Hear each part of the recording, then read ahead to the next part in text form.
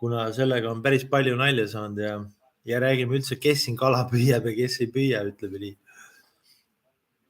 Et need praeguseks on aru saada, kuna on käinud 2 gruppi, peregrupid siin oma lastega ja on aru saada, et kõige parem on toimetada üldse siukse perega.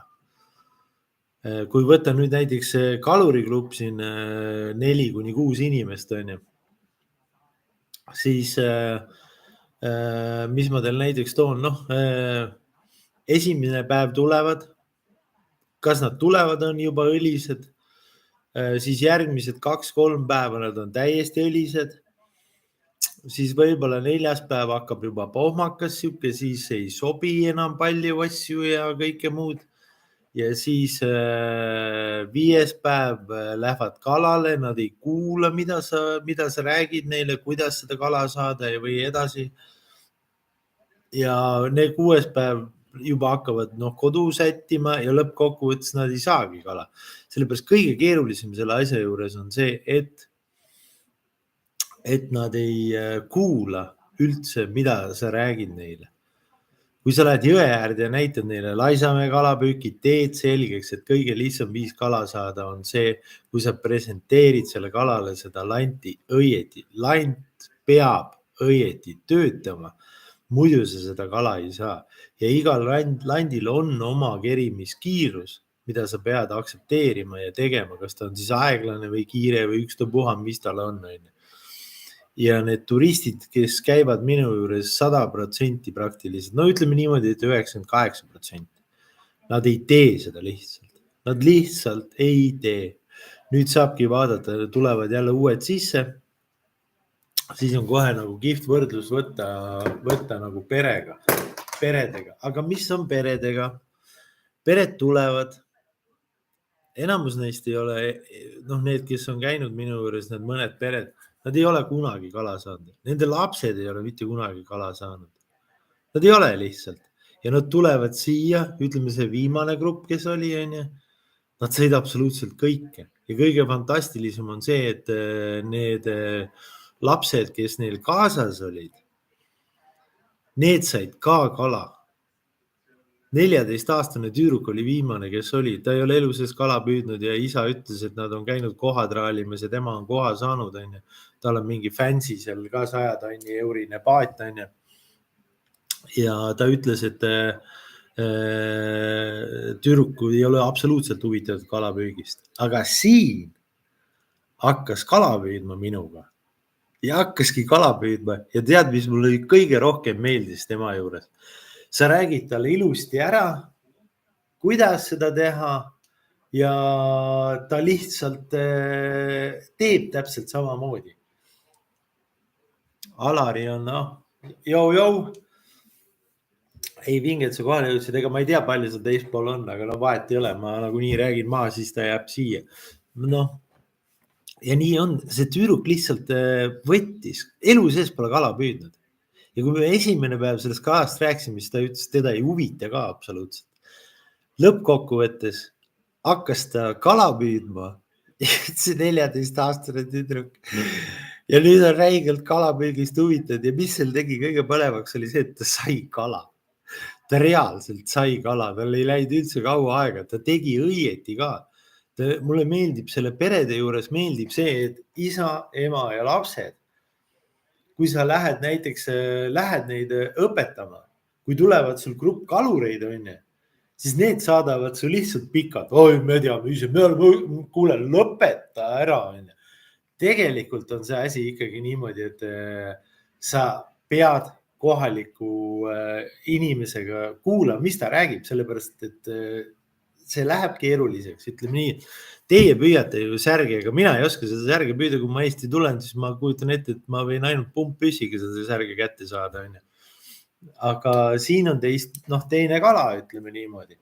Ja see ongi, et pere, ema, isa ja see tütar, kui sa lähed nendega ilusti kalale, nad ärkavad, esiteks nad juba ärkavad, nad ei joo, vanamees joob vahepeal natukene, istusin siin vanamehega, 2 gruppi on käinud, istusin siin vanamehega, ja vanamees jõi natukene, aga mitte palju, onju.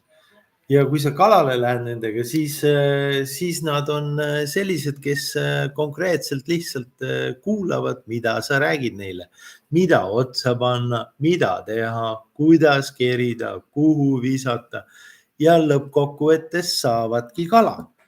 Aga grupp kalureid, kes on 4 esimesed päeva maani täis olnud, on ju, siis viimane päev või 5. päev seal on pohmakas viitsi, siis teevad omaette mingit üritust, on ju, siis kala ei saa ja siis räägivad teistele, et kala ei saa. Ega kala tuleb ju siin ise kinni püüda. Ega mina ei tee, nagu teil Eestis jahti tehakse, et veetakse ja pekstakse mingi siga kuskile märklaua ümber, seotakse veel kinni okastraadiga, et ta sealt minema ei saa minna.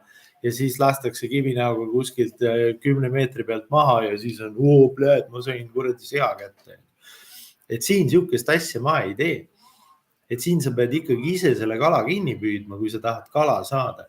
Ja need peredega ongi see teema, et nad reaalselt lihtsalt võtavadki seda kala välja.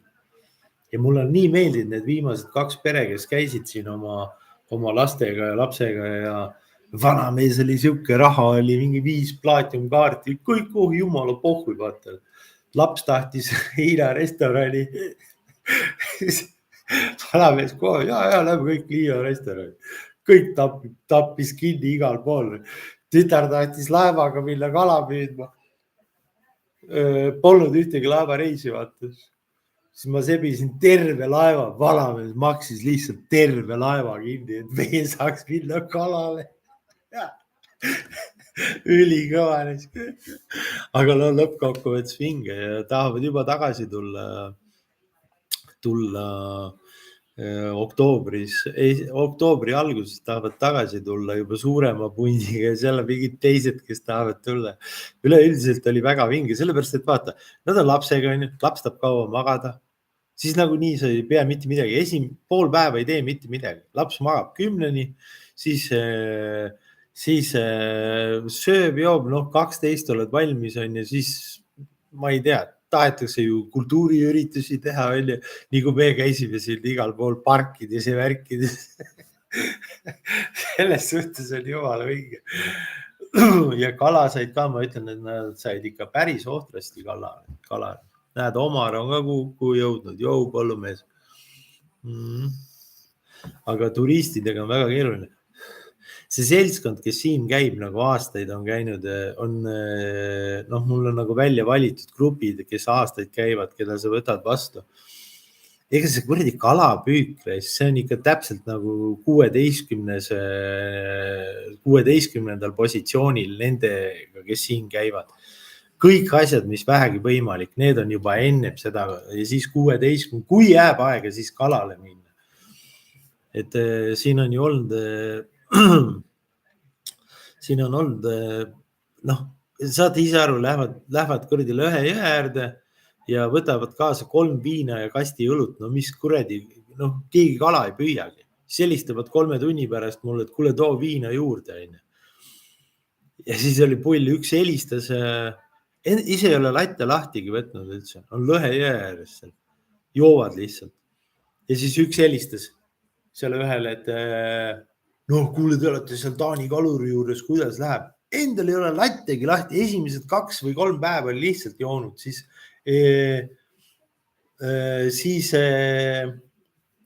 Omar kirjutas, et ta pole selline või?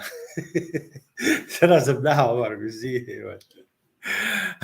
Et see oli nagu väga hea, siis üks helistas, et kuule, sa oled seal selles Taani kaluri juures, et kuidas sul need on? Kuidas läheb? Ei, me pole mingit kala saanud. Ma mõtlesin, no mine pekki. Te pole mingit kala saanud. Te olete esimesed 2-3 päeva lihtsalt ööpäeva ringselt joonud. Siis ma viisin teid jõe äärde, et püüdke Lõhe. Siis nad joovad, seal pole ühtegi lattigi lahti arutanud. See on ikka väga vinge, ütleme nii. Aga on igasuguseid, ütleme nii. Seal üks grupp oli selline, kes nägi, et mul oli kodus mingi 25 grammi sagu, onju. Siis need vennad tulid uksest sisse, mulle majja ja nädala jooksul sealt vennad välja ei läinud. Nad ei joonud, aga nad suitsetasid ainult kanepit. Ainult kanepit. Minu arust, kui ma mööda ei pane, siis Triinuga nad vist mingi paar tunnikest käisid Laisamäe kalapüüki tegemas.